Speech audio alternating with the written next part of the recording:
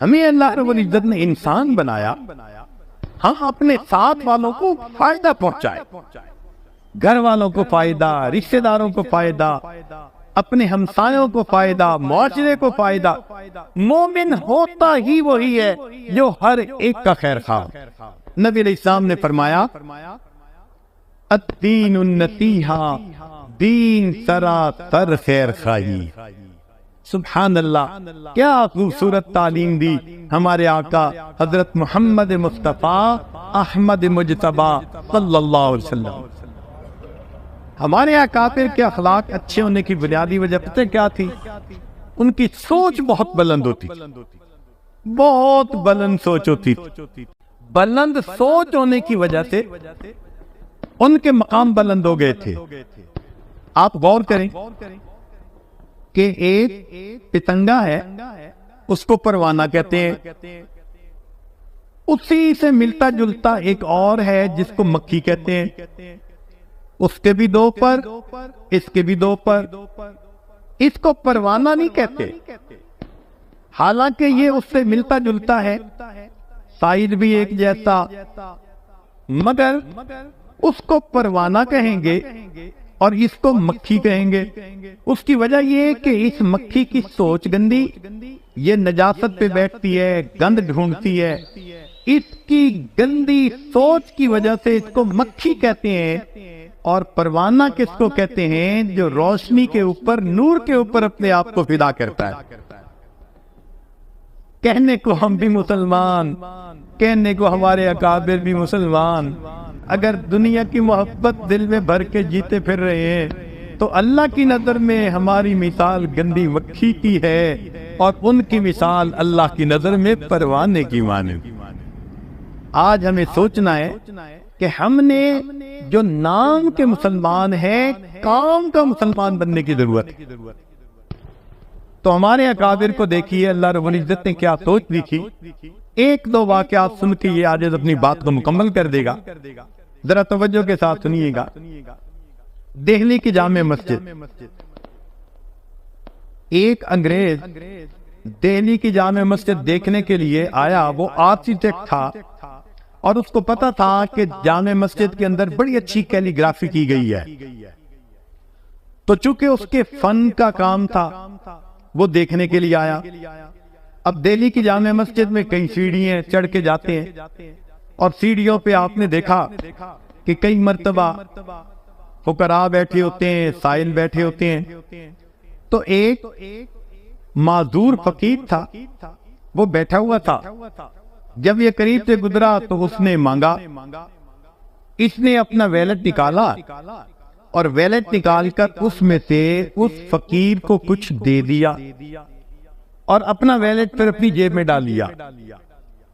اپنی طرف سے تو اس نے جیب میں ڈالا، لیکن حقیقت میں اس کا ویلٹ گر گیا۔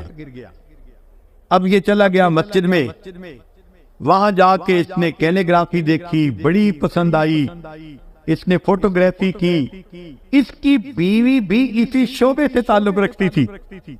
وہ گھر گیا اور گھر جا کر اس نے اپنی بیوی کو بتایا کہ بھئی کتنا اچھا کام کیا ہوا ہے، ہسٹوریکل کام ہے۔ اس کی بیوی کہنے لگی کہ اچھا آئندہ ویکینڈ آئے گا تو میں بھی آپ کے ساتھ جاؤں گی، تو مجھے بھی آپ وہ مسجد کا کام دکھائیں۔ اس نے کہا ٹھیک۔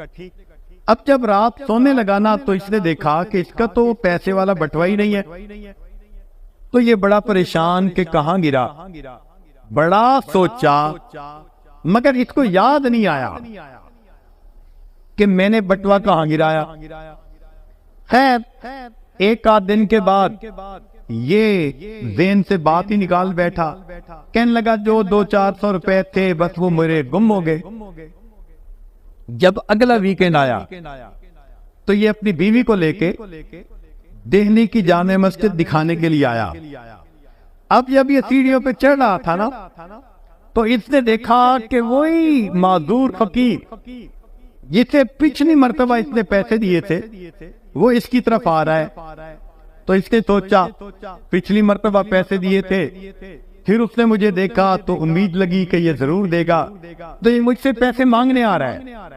لیکن وہ فقیر جب قریب آیا تو وہ کہنے لگا کہ جناب وہ پچھلی مرتبہ آپ نے جب مجھے پیسے دیے تھے تو شاید یہ آپ کا بٹوا تھا جو گر گیا، میں نے آپ کو ڈھونڈنے کی کوشش کی مگر آپ نکل گئے، تو میں نے اپنے پاس رکھا ہوا ہے، آپ اپنا بٹوا لے لیجئے۔ اب اس انگریز نے بٹوا دیکھا، اپنی چیزیں دیکھیں، ڈاکومنٹ دیکھے، ہر چیز بالکل ٹھیک تھی۔ اس کے ذہن میں خیال آیا کہ یہ فقیر تو ایک ایک پیسہ مانگتا ہے اور میرے تو یہاں پر 200-300 روپے تھے، اگر یہ اپنے پاس رکھ لیتا تو کسی کو خبر ہی نہ ہوتی، مگر اس نے یہ مجھے لوٹا دیا۔ تو اس نے پوچھا کہ فقیر آخر تم نے یہ اپنے پاس رکھ کیوں نہیں لیا؟ تو معذور فقیر نے آگے سے جواب دیا کہ شروع میں تو ایک خیال آیا تھا کہ میں اسے رکھ لوں، مگر پھر ایک دوسرا خیال آیا اور میں نے کہا کہ نہیں، میں اسے نہیں رکھوں گا۔ اس نے پوچھا کیا خیال آیا؟ تو وہ معذور فقیر کہتا ہے کہ مجھے یہ خیال آیا کہ میں نبی علیہ السلام کا امتی ہوں، آپ عیسیٰ علیہ السلام کے امتی ہیں، اگر میں نے آپ کا یہ وینٹ چوری کر لیا تو ایسا نہ ہو کہ قیامت کا دن ہو اور آپ کے نبی میرے آقا صلی اللہ علیہ وسلم کو گلا دیں کہ تمہارے امتی نے میری امتی کی چوری کی تھی۔ میں اس خیال کو سوچ کے رہ گیا، میری وجہ سے میرے آقا کو بات نہ سننی پڑ جائے۔ ایک وقت تھا فقیروں کی کیفیت یہ ہوا کہ فرشتوں کو دکھانا تھا بشر ایسے بھی ہوتے۔ نبی علیہ السلام نے ایسی تعلیمات کی خوش اخلاقی کی کہ جنہوں نے اس کو اپنایا وہ واقعی انسانیت کے لیے فخر ہو گئے۔ کیا خوبصورت سوچ ہوتی۔ آپ سوچئے اگر ہماری سوچ ایسی ہو تو ہم کسی کا نقصان کر سکتے ہیں، کسی کی عزت کی طرف میلی نظر ڈال سکتے ہیں؟ ہرگز نہیں۔ یہ ساری باتیں ہی غفلت کی وجہ سے ہوتی ہیں۔ آج اس غفلت کو دور کرنے کے لیے ہم یہاں اکٹھے ہیں۔ اللہ رب العزت ہمیں غفلت سے محفوظ فرمائے اور حقیقی معنوں میں مسلمان بن کر زندگی گزارنے کی توفیق عطا فرمائے۔ انما الصدقات للفقراء، کہ صدقات تو فقیروں کے لیے ہوتے ہیں۔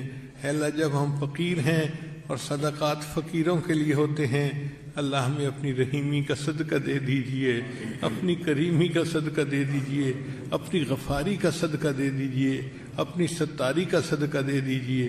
اللہ ہم پر رحمت کی نظر فرما دیجئے۔